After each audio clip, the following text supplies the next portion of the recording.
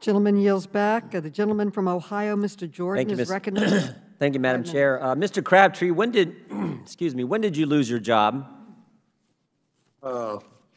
Thank you, Congressman. About 3 hours after the presidential inauguration this year. January 20th, 2021, you lost your job. That's right?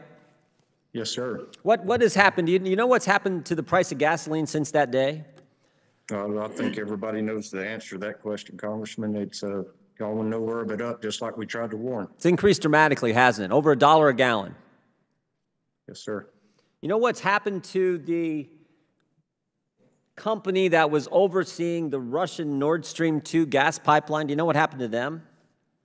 I believe they were allowed to finish construction. I know that for a fact. Yeah, the sanctions against them were waived. They were allowed to complete construction of that pipeline. At the same time, yours was closed down and you lost your job. You know what's happened to American energy independence since the day you were fired?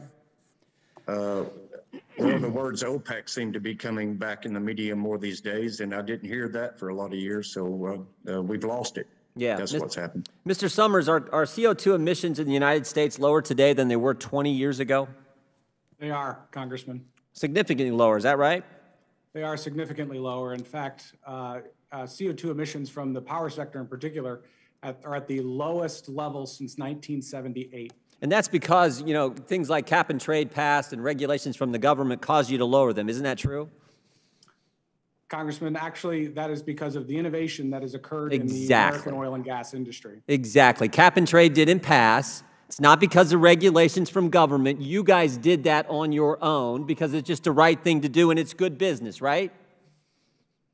That's right, Congressman. As I mentioned before, every energy source has to meet that energy trilemma: affordable, reliable, and cleaner. And that's what this industry has delivered. 10 months ago, was the United States of America energy independent, Mr. Summers? What I would say, Congressman, is that the United States was North American energy independent and well on our way to American energy independence. We were exporting a lot too, weren't we? We were. Unfortunately, over the course of the last few months, we're actually importing oil into the United States for the first time in a while. Yeah, that was my next question. So in 10 months' time, we went from being energy independent to now we're importing oil, and we had the spectacle of the President of the United States begging OPEC to increase production. Is that accurate? Well, Congressman, the U.S. was a net petroleum exporter for the first time since 1958 in the year 2020.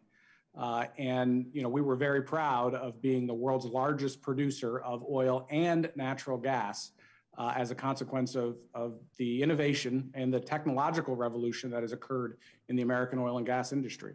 Yeah, I mean, I can't say it better than our colleague from Florida who spoke a few minutes ago, but in 10 months' time, we have literally went from energy independence to the President of the United States begging OPEC to increase production to now we're having to import some of our energy needs. We've went from $2 gas to $3, $4, $5. I was in California a week and a half ago, $5 gas, I saw it there, which costs families hundreds of dollars a month in transportation cost.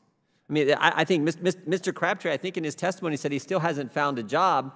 So not only did he lose his job because of the crazy energy policies of this government, he's now paying all kinds of more. His family's paying more for their transportation costs and other energy needs.